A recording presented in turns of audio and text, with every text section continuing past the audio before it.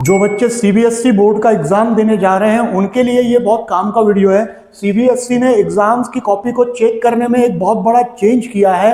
Schedule में थोड़ा सा चेंजेस आया है, उस चेंजेस को समझना बहुत जरूरी है। अगर आप ये 4 गलती बोर्ड क्लास में करेंगे तो आपके मार्क्स जो है वो कटेंगे। सबसे पहले जानते हैं कि सीबीएसई ने क्या चेंज किया है। सीबीएसई ने साफ कहा है कि अब जो बोर्ड की कॉपीज चेक होगी वो ओएसएम के टेक्निक का यूज करके चेक की जाएगी, मतलब ऑन स्क्रीन मार्किंग की जाएगी।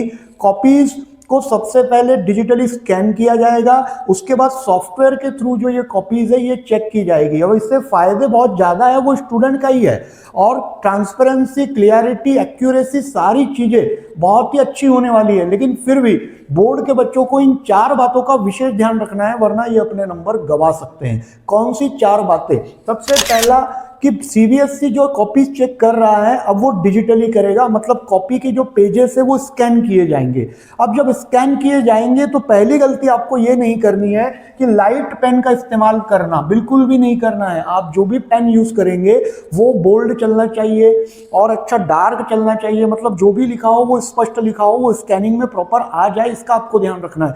आमतौर पर बच्चे जब भी एग्जाम का समय आता है या एग्जाम से 1-2 दिन पहले नया पेन परचेस करते हैं। नया पेन शुरू में एकदम डार्क नहीं चलता, जब वो थोड़ा चलता है उसके बाद जो है उसकी लिखावट में थोड़ी सी शाइनिंग आती है और बोल्डनेस आती है। तो ध्यान रखिए, ज्यादातर तो आप चले हुए पेन का इस्तेमाल करें या जो भी पेन आप यूज कर रहे हैं वो एकदम डार्क चलना चाहिए, फीका बिल्कुल भी नहीं चलना चाहिए। एक सवाल बच्चों के मन में ये भी होता है कि एग्जाम में ब्लैक पेन का यूज कर सकते हैं क्या? बिल्कुल कर सकते हैं, लेकिन कहां कर सकते हैं, कब कर सकते हैं, उसका ध्यान रखना है। अगर आप आंसर में किसी भी प्रकार का कोई बॉक्स बना रहे हैं तब आप ब्लैक पेन का यूज कर सकते हैं। कोई हेडिंग डालने के लिए ब्लैक पेन का यूज हो सकता है, अंडरलाइन करने के लिए ब्लैक पेन का यूज किया जा सकता है, क्वेश्चन नंबर आंसर इतना लिखने के लिए ब्लैक पेन यूज करेंगे। बाकी आंसर के किसी भी पार्ट को ब्लैक पेन से नहीं लिखना है, आपको सिर्फ ब्लू पेन का ही इस्तेमाल करना है। अब ब्लू पेन आपका बॉल पेन भी हो सकता है, जेल पेन भी हो सकता है। दूसरी गलती को समझते हैं कि प्रॉपर स्पेसिंग रखनी है आपको। जब आपका एक क्वेश्चन का आंसर एंड हो जाए, अगला क्वेश्चन जब आप शुरू करेंगे तो उसके बीच में प्रॉपर स्पेस देना जरूरी है, ताकि वो स्कैनिंग में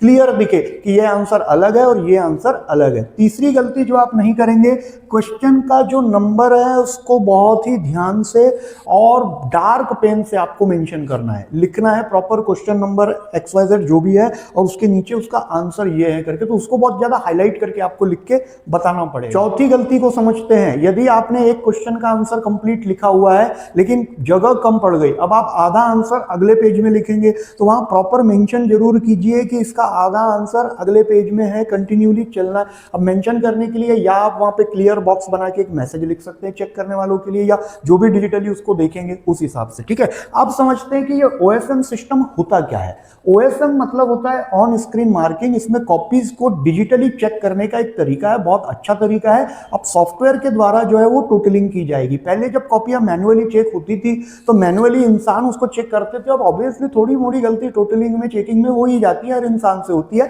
अब उस मिस्टेक को अवॉइड किया जाएगा, मशीन के द्वारा चेक किया जाएगा, सॉफ्टवेयर चेक करेगा और यहां पे एरर होने के चांसेस बहुत ही कम है या नहीं के बराबर है। अब स्टेप वाइज मार्किंग ये स्टूडेंट के लिए बहुत ज्यादा फायदेमंद चीज है, इसको आप ध्यान से समझिए कि अब जब आंसर आपके चेक होंगे तो स्टेप बाय स्टेप सॉफ्टवेयर अपने एल्गोरिदम से उसको चेक करेगा। जैसे कि पहले ये होता था कि भैया अगर कोई मैथ्स का क्वेश्चन है, अगर उसके 4-5 स्टेप है तो स्टेप 1 2 3 4 5, एक एग्जांपल से हम इसको समझते हैं कि अगर 5 स्टेप का कोई सवाल है तो आप क्या होगा, स्टेप बाय स्टेप पूरा चेक होगा और स्टेप्स के ऊपर मार्क मिलेंगे आपको। यानी अगर 5 मार्क का क्वेश्चन है, उसका आंसर 5 स्टेप का है, तो आपको प्रॉपर 1 बाय 1 पूरी स्टेप्स लिखनी है। अब होगा कि ऊपर की 3 स्टेप सही है, आखिरी में 2 स्टेप गलत हो गई, तो बेटा ये 3 के नंबर आपको कंफर्म मिलेंगे, ये 3 स्टेप के मार्क आपको मिलेंगे, भले ही लास्ट में आंसर जो है वो रॉन्ग होगा। तो स्टेप बाय स्टेप ही आपको चलना है। फॉर्मूला लिख करके डायरेक्ट आंसर अगर आप लिख देंगे तो स्टेप्स कम हो जाएंगे, तो इस प्रकार आपके मार्क भी कम हो जाएंगे। इसलिए प्रॉपर स्टेप्स को फॉलो करें, जो भी मेथड है उसका यूज करें, एप्लीकेशन प्रॉपर रखे, फॉर्मूला प्रॉपर लिखेंगे, कैलकुलेशन स्टेप बाय स्टेप करते हुए चलेंगे और साथ में आंसर जब आपका आ जाए तो उसको अंडरलाइन कर देंगे कि भैया ये हमारा फाइनल आंसर है। तो इस प्रकार सभी स्टेप का यूज करके आप जो है स्टेप वाइज मार्किंग जो एल्गोरिदम है इसका आप फायदा उठा सकते हैं। इसका फायदा सभी सब्जेक्ट में आपको मिलेगा। जब आप लॉन्ग क्वेश्चन को सॉल्व करेंगे तब आपको दिमाग में ध्यान रखना है कि मैं इसका answer proper step by step लिखूं ताकि आपको पूरे मार्क मिल सके। इस वीडियो को हर उस बच्चे तक पहुंचाइए जो अभी हाल ही में सीबीएसई का एग्जाम दे रहा है या देने वाला है भविष्य में। और अभी जो चेंजेस है ये सिर्फ सीबीएसई ने किए हैं, लेकिन आने वाले समय में जो बाकी के बोर्ड्स हैं वो भी इसको लाने की तैयारी कर रहे हैं। आने वाले 1-2 साल में ये जो ओएसएम सिस्टम है ये सभी बोर्ड्स में देखने को मिलेगा। इसलिए जो बच्चे अदर बोर्ड की तैयारी कर रहे हैं उन तक भी ये जानकारी पहुंचाने का कष्ट करें आप सभी लोग, और ताकि वो आने वाले समय के लिए अवेयर हो जाए और अभी से चीजों को हैबिचुअल बना करके अपने आप को अपडेट कर ले। जानकारी पसंद आए तो वीडियो को लाइक करें, कमेंट करें, शेयर करें और सब्सक्राइब करना बिल्कुल ना भूलें।